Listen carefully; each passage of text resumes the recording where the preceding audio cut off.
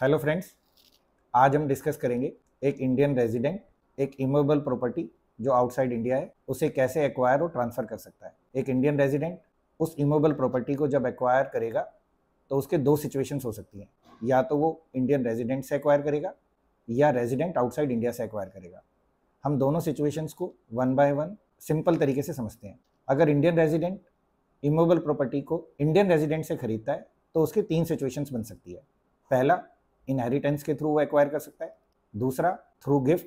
तीसरा, through purchase. पर यहाँ पे एक चीज़ ध्यान देने वाली है कि अगर उस इंडियन रेजिडेंट ने जिससे हम प्रॉपर्टी को एक्वायर कर रहे हैं उस प्रॉपर्टी को एक्वायर करते हुए अगर फेमा के प्रोविजंस का कंप्लायंस नहीं किया था तो हम उस प्रॉपर्टी को एक्वायर नहीं कर पाएंगे।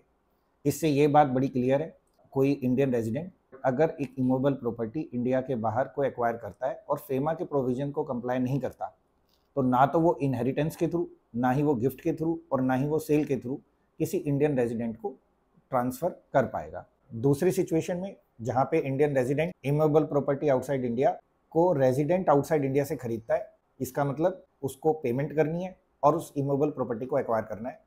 तो वो पेमेंट करेगा कैसे?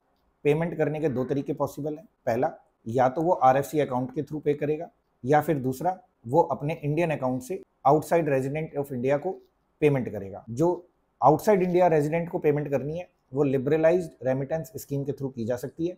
LRS स्कीम के थ्रू एक इंडियन रेजिडेंट एक साल में, जो कि फाइनेंशियल ईयर जिसको हम बोलते हैं अप्रैल टू मार्च, उसमें $2.5 लाख तक पेमेंट कर सकता है। अगर प्रॉपर्टी का पेमेंट $2.5 लाख से ज़्यादा है तो वो अपने रिलेटिव के साथ ज्वाइंटली उसे खरीदे और दोनों मिलके 2.5 + 2.5 मतलब $5 लाख की पेमेंट एक साल में कर सकते हैं।